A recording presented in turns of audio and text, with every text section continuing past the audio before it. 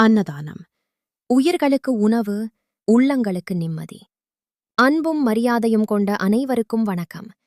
இன்று நாம் செய்யும் இந்த அன்னதான சேவை ஒரு சாதாரண உதவி அல்ல. இது மனித நேயத்தின் உயர்ந்த வெளிப்பாடு, இறை சேவையாகும். நாம் தினமும் 2500 முதியவர்களுக்கு உணவு வழங்கி வருகிறோம். இந்த 2500 பேர் யார் தெரியுமா? குடும்ப ஆதரவு இல்லாமல் வாழும் பெரியவர்கள், உடல் பலவீனத்தால் வேலை செய்ய முடியாதவர்கள், தனிமையில் பசியுடன் வாழும் நம் சமூகத்தின் மறக்கப்பட்ட ஆன்மாக்கள். அவர்களுக்கு ஒருவேளை சாப்பாடாடு கிடைப்பது என்பது வெறும் உணவு அல்ல. அது அவர்களுக்கு ஒரு நாள் வாழும் நம்பிக்கை. நாம் ஒருவரால் கவனிக்கப்படுகிறோம் என்ற ஒரு நிம்மதி. நாம் வழங்கும் உணவு அன்புடன் தயாரிக்கப்படுகிறது.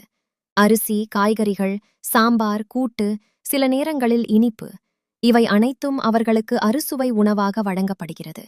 அவர்கள் சாப்பிடும் அந்த ஒரு நிமிடம், அவர்களின் முகத்தில் வரும் சிரிப்புதான் இந்த சேவையின் மிகப்பெரிய பலன்.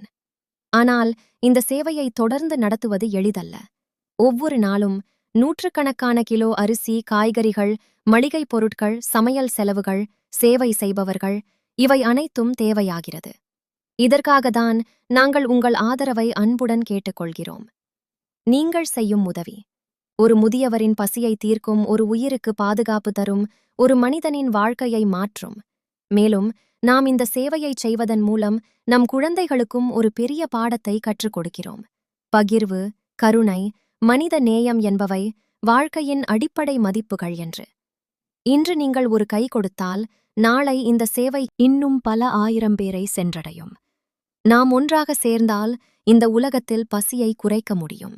ஆகவே தயவு செய்து நம்முடன் இணைந்து இந்த அன்னதான சேவையில் பங்கேற்கவும். அரிசி, காய்கறிகள், மளிகைப் பொருட்கள் வழங்கலாம். உங்கள் வசதிக்கு ஏற்ப நிதி உதவி செய்யலாம். நேரடியாக வந்து சேவையில் பங்கேற்கலாம். தொடர்புக்கு தொலைபேசியை தொடர்பு கொள்ளலாம்.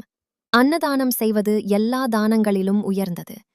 நாம் கொடுப்பது உணவு மட்டுமல்ல, ஒரு உயிரின் வாழ்வையும் நம்பிக்கையையும் கொடுக்கிறோம். நன்றி, வணக்கம்.